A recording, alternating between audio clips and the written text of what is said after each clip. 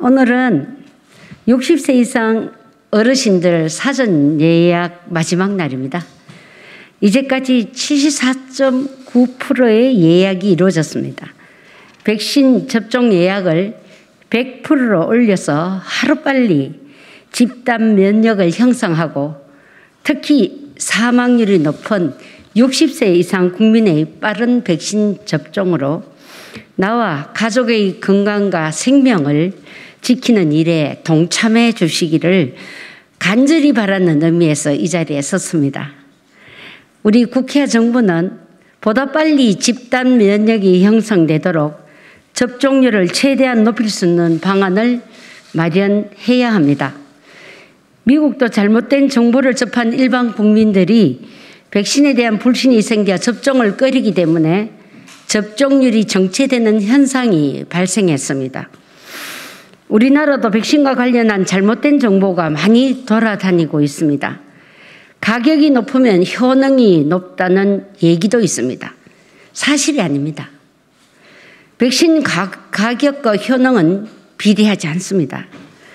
백신별로 가격 차이가 발생하는 이유는 정부의 지원을 받았느냐 받지 않았느냐의 차이입니다. 미국 정부가 워퍼스피드 작전을 펴 백신 개발업체에 막대한 액수의 자금을 지원할 때 화이자는 받지 않았습니다. 그래서 화이자는 개발 초기부터 백신을 팔아 이윤을 남기겠다고 선언했습니다. 하지만 정부로부터 지원을 받은 모더나와 노바백스, 아스트라제네카, 얀센은 이윤을 남기지 않고 백신을 공급하겠다는 약속을 정부화했었습니다. 개발 방식의 차이도 있습니다.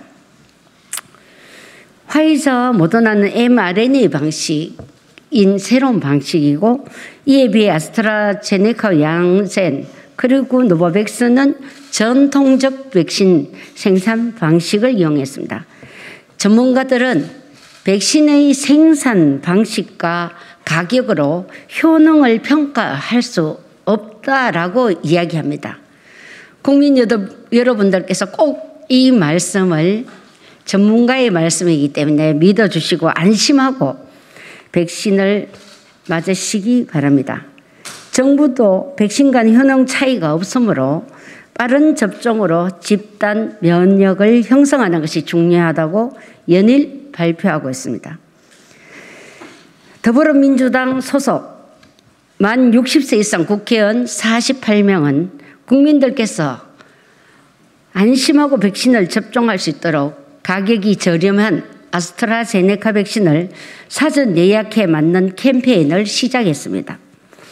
사전 예약 대상이 아닌 의원님들은 개별적으로라도 아스트라제네카 잔여 백신 접종에 동참하기로 했습니다. 국민 여러분께서는 정부나 전문가의 의견을 믿으시고 빨리 백신 예약에 참여해 주셔서 예약률 100%를 달성하는 데 도와주시기 바랍니다. 모든 약은 부작용이 있습니다. 백신도 부작용이 있습니다. 백신 접종 후 맞는 해열 진통제도 부작용이 있습니다.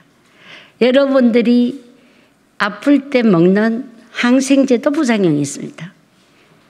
심지어 영양제에도 부작용이 있습니다. 그럼에도 불구하고 그 부작용보다는 아픈 현상에 대한 치료가 더 중요하기 때문에 저희들은 약을 먹고 주사를 맞습니다.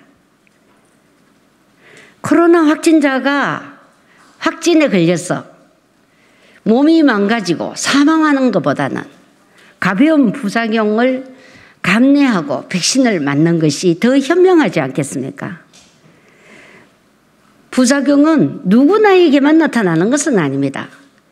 10,000명 중에 하나 나타나고 10,000,000명 중에 하나 나타나고 1,000,000명 중에 하나가 나타나도 그 부작용은 부작용 사례에 들어갑니다. 그런 부작용 때문에 두려워서 백신 접종을 미루는 것은 정말 부작용에 대한 정보가 없기 때문에 일어나는 일입니다. 저는 약사이기 때문에 여러분에게 과감하게 말씀드립니다. 우리가 부작용이 어디에나 다 있지만 그 부작용 때문에 치료 효과를 미루지는 않는다. 그렇기 때문에 여러분들은 이 백신이 나타나는 부작용의 일부 사례에 대한 보도가 잦았다는 이유만으로 백신 접종을 꺼려서는 안 된다. 나와 가족의 건강과 생명을 지킬 수 있고 일상 회복과 경제 활동을 할 수 있고 문화, 예술, 체육 시설에 참여할 수 있는 이런 좋은 혜택을 바로 백신을 맞았을 때 우리에게 주어지는 것입니다. 오늘이 백신 예약 마지막 날입니다. 꼭 참여하셔서 백신 예약률 100% 꼭 이루어 주는데 동참해 주시기 바랍니다. 백신 접종을 했을 경우에 주의할 점이 있습니다. 백신 접종을 했다고 해서 바로 중화항체가 생기는 것이 아니기 때문에 2주 정도가 지나고 나서 항체가 생기기 때문에 여러분들은 주의를 해 주셔야 됩니다.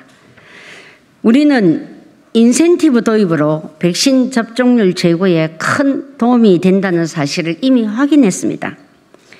예약이 저조하다고 걱정했던 60세 이상 어르신 백신 접종 예약률은 이 58%에서 5일 만에 74.9%까지 높아졌습니다. 미국이 제공한 얀센 백신은 사전 예약을 시작한 지 18시간 만에 예약이 마감되었습니다. 전체 국민 백신 접종률은 빠르게 상승하고 있습니다. 일상으로 돌아갈 수 있는 인센티브가 도입되면서 모든 연령층에서 백신에 대한 관심이 높아지고 접종을 희망하는 국민들이 많아졌기 때문입니다. 지난 6월 1일부터 백신 접종 인센티브가 시행됐습니다. 전국 요양병원에서 1년 3개월 만에 대면 면회가 시작되는 장면이 TV를 통해 방송됐습니다. 그동안 만나지 못한 가족들은 손을 붙잡고 서로를 껴안으며 눈물을 흘리게 되었습니다. 백신을 맞고 일상을 회복하는 순간에 느끼는 기쁨 때문이었습니다. 7월부터는 시루에서 마스크 착용 의무가 해제가 검토되고 있습니다. 많은 국민들께서 혜택을 누리실 수 있도록 정부는 접종률을 높아지는 추세를 맞춰 인센티브를 확대해 나갈 것입니다. 원활한 국제적 경제활동을 위해 국가 간 백신 상호 인정 협약 추진도 노력을 기울일 것입니다. 백신 접종 우수 지자체에 대한 인센티브도 마련하도록 요구하고 있습니다. 그동안 백신 접종자에 대한 인센티브 부여 방안은 정부와 기업에서 많이 내놓고 있습니다. 하지만 코로나19 확진자의 논의는 아직 진행되지 않고 있습니다. 정부는 확진자에 대해서도 중화항체 형성 여부를 판단해 중화항체가 형성된 분에 대해서는 백신 접종자와 동등한 대우를 받게 해줘야 합니다. 중화항체 형성이 덜 되거나 없는 분들은 백신을 접종하도록 하는 등 지침도 마련해야 합니다. 저도 더불어민주당 백신치료제 특위위원장으로서 국민들께 꼭 필요한 인센티브를 발굴하고 도입하기 위해 더욱 노력하겠습니다. 60세 이상 어르신 등 백신 접종 예약이 마감되면 아무도 예약하지 않은 잔여 물량이 생기게 됩니다. 이 잔여 물량은 뇨쇼 백신을 접종하기 위해 의료기관에 사전에 예약해 놓거나 네이버와 카카오를 통해 예약해 맞으려는 분들에게 우선 접종되도록 정부 기관이 배려해 주시기 바랍니다. 이런 분들에게는 백신 접종이 절실히 필요하기 때문에 적극적으로 참여를 희망하는 분들에게 우선 접종하는 것이 필요하다고 생각합니다. 59세 이하 국민들은 경제활동 인구가 굉장히 많습니다. 그렇기 때문에 나이 순으로 접종하는 것도 좋지만 그와는 별도로 직종에 따라 우선순위를 부여하는 방안도 마련돼야 합니다. 필수 분야의 대면 서비스 업무를 하는 환경미화원, 택배기사, 운송업 종사자, 돌봄 서비스 종사자들과 감염에 취약한 콜센터 근무자들도 백신 우선 접종 대상에 포함되어야 합니다. 의료 종사자임에도 의료기관에 속해 있지 않아 우선 접종 대상자가 되지 못한 치과기공사, 간호학과 실습생 등의 보건의료 인력도 우선 접종 대상자에 포함시켜야 합니다. 3분기 우선 접종 대상 선정 때는 이런 분들이 꼭 포함될 수 있도록 검토돼야 합니다. 접종률이 상승함에 따라 우리도 3차 접종, 즉 부스트샷 접종을 준비해야 합니다. 최근 미국, 영국 등 접종률이 높은 국가들을 중심으로 부스트샷의 필요성에 무게가 실리면서 임상을 시작하는 나라들도 늘고 있습니다. 부스트샷이 백신 효과를 지속시키고 변이 바이러스 대응에 효과적이기 때문입니다. 어떤 백신을 맞느냐보다 더 중요한 것은 빨리 백신을 맞는 것입니다. 부스트샷까지 맞고 완벽하게 면역을 형성하려면 하루라도 빨리 백신 접종 예약을 해 주시기 바랍니다. 백신 접종이 빠르게 진행되면서 일상회복에 대한 국민들의 기대가 높아지고 있습니다. 정부와 국회는 국민들의 기대에 부응할 수 있는 계획과 원칙을 마련하기 위해 노력해야 합니다. 그래야만 백신 접종률을 높이고 집단 면역을 형성해서 일상을 회복할 수 있기 때문입니다. 저도 더불어민주당 백신 치료제 특위위원장으로서 국민들께 일상을 돌려드리기 위한 노력을 함께 해나가겠습니다. 백신을 접종해서 집단 면역을 빨리 형성하는 것이 내 가족과 이웃을 지켜내는 가장 확실한 방법이고 애국입니다. 감사합니다.